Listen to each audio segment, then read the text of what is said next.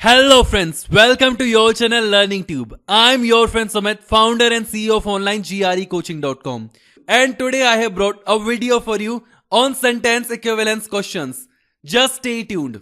For accessing complete study material on GRE, just visit www.onlinegrecoaching.com. And you can download GRE vocabulary app from link given in the description. Now friends, let's move to another question. Sandra was entirely dashed by the crossword puzzle that, unlike the simple fill-in-the-blanks published on weekends, was one of the more difficult cryptic crosswords only published on weekends. Here options are confounded, flummoxed, enraged, smitten, incensed, and impressed. Friends, here flummox means to confuse someone. Confound means to confuse or to surprise someone. Enrage means to make someone very angry. And incense means to arouse extreme anger of someone. Smite means to hurt, kill or punish someone. Flummox and confound form a pair. Enraged and incensed also form a pair. Cryptic means difficult to understand. The puzzle is one of the more difficult cryptic crosswords, so one would expect Sandra to be well puzzled by it. Therefore, confound and flummox form a correct pair. Enraged and incensed form a pair, but there is no reason to believe Sandra was made angry by the puzzle. Impressed and smitten do not make any sense.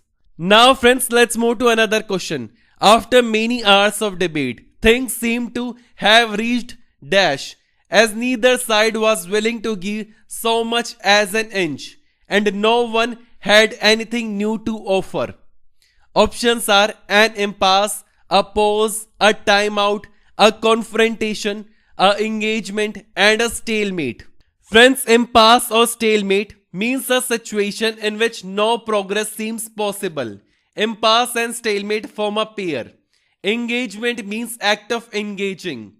Confrontation means a situation in which people, groups, etc. fight or oppose each other.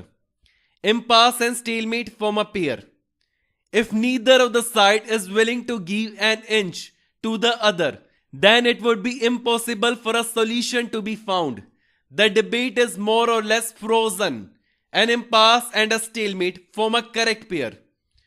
Both a confrontation and an engagement implies some kind of clash, but the sentence implies that any kind of serious clashing is over now. No one had anything new to offer. Therefore, impasse and stalemate form a correct pair. A pause and a timeout are not correct because there is no indication that the debate will continue. Now friends, let's move to another question. Because the Lewis and Clark expedition through the West was conceived primarily as a mapping project, government officials were dashed by the wealth of information on a myriad of topics that the explorers gathered. Options are aggravated, flabbergasted, crushed, bedazzled, bored, and disappointed. Friends, here, since the expedition was conceived primarily as a mapping project, the officials could be amazed or surprised at the wealth of information on a myriad of topics that the explorers gathered. Both flabbergasted and bedazzled convey surprised. Flabbergasted and bedazzled form a pair and they convey surprise. While the officials might have been aggravated that the explorers returned with too much information, another word with similar meaning doesn't exist to pair with aggravated. Crushed, bored, and disappointed do not appreciably describe the situation. The explorers brought back even more information than they were originally planning. Therefore, flabbergasted and bedazzled form a correct pair. Now friends, let's move to another question. Although the compound is abundant in the environment at large, its presence in the air is not dash. Now friends, let's move to another question. Although the compound is abundant in the environment at large, its presence in the air is not dash. Only in the form of underwater sediment does it cause damage.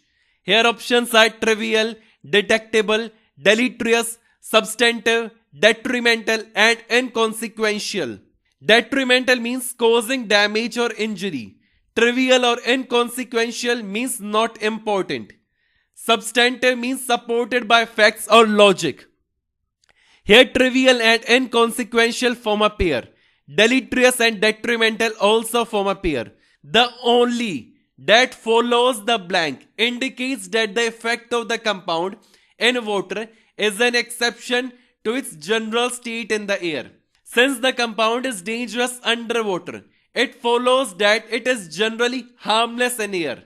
The blank is preceded by not. So in order for the phrase to mean harmless, it must be filled by words that are similar in meaning to harmful. Therefore, deleterious and detrimental form a correct pair. Thank you for watching and I will meet you in my next lecture.